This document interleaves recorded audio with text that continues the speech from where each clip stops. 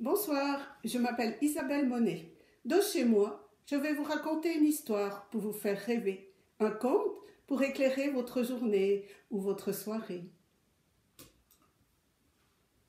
Il était une fois un bossu. Il était tailleur, il confectionnait des vêtements.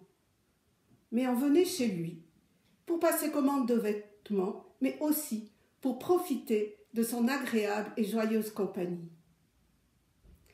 On dit que les bossus portent dans leur dos des ailes d'ange repliées et qu'ils les déploient quand ils font leur grand retour vers le ciel.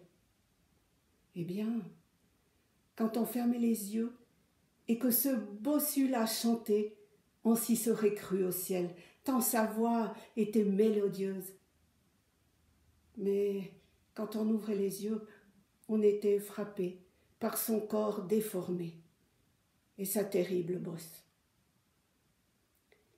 Quand celle-ci lui pesait trop sur le cœur, il fermait son échoppe et partait se promener dans la forêt. Eh bien, ce jour-là, il faut croire qu'il avait le cœur bien lourd, car à la nuit tombée, il n'était pas encore rentré au village. Le bossu s'était enfoncé profondément dans la forêt, et au loin, il avait aperçu une étrange lueur. Il s'en était approché, et il a vu 7 lutins qui chantaient et dansaient autour d'un feu. Ils répétaient inlassablement toujours le même refrain. Les jours de la semaine, je les connais très bien. Par là, papa, mon cousin, me l'a dit ce matin. Lundi, mardi, mercredi, c'est joli. Et jeudi, l'est aussi. Vendredi, c'est fini. Alors, le tailleur bossu n'a pas résisté. Il a sauté au milieu de la ronde et s'est mis à chanter avec eux. Et il a inventé une nouvelle version de leur cantine. Lundi, mardi, mercredi et jeudi, vendredi c'est joli et samedi c'est fini. Les lutins l'ont regardé et ils l'ont invité à danser avec eux. Et toute la nuit ils ont sauté, ils ont chanté et le tailleur n'avait pas son pareil pour inventer de nouvelles mélodies, de nouveaux rythmes. Au matin, les lutins se sont arrêtés. Ça a été un plaisir de se réjouir avec toi. Nous voulons maintenant te remercier. Demande-nous tout ce que tu veux. Le tailleur ne savait pas ce qu'il aurait pu demander. Mais demande, notre pouvoir est grand.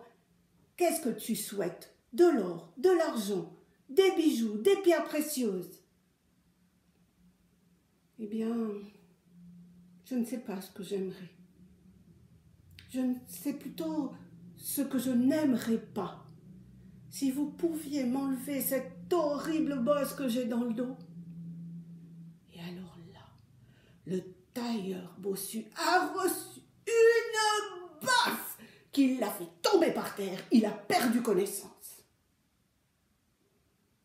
Quand il s'est réveillé, les lutins avaient disparu.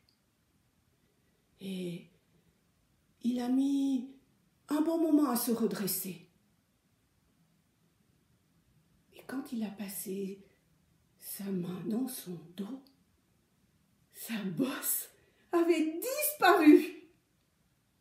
Il est rentré au village et quand on l'a vu arriver droit comme un i, on a fait une grande fête. Et ce soir-là, quand le tailleur a chanté, eh bien, dans les yeux de plusieurs jeunes filles, une étrange lueur a brillé. Tout aurait pu s'arrêter là. Mais dans cette histoire, il y a une autre foi. Et un autre bossu qui passait régulièrement dans ce village. Il était colporteur. Il vendait des casseroles, des bibelots, des tissus. Mais Il était d'un caractère grincheux, et puis on le disait même un peu voleur. Quand les villageois lui ont raconté ce qui est arrivé au tailleur, il s'est empressé d'aller chez lui et de lui faire redire toute l'histoire. Mais comment? Mais tu es bête! Pourquoi tu n'as pas demandé la fortune? Que t'apportait cette bosse? Du moment que tu aurais pu être riche, tu aurais même pu lancer la mode des bosses. Et le soir même, le colporteur bossu s'est rendu dans la forêt à l'endroit indiqué par le tailleur. Il a vu les lutins qui dansaient autour du feu. Et il a sauté au milieu de la ronde. Et de son horrible voix, il s'est mis à chanter. Lundi, mardi, mercredi et jeudi, vendredi, c'est joli, et samedi, c'est pas fini, parce qu'après il y a dimanche. Les lutins l'ont regardé.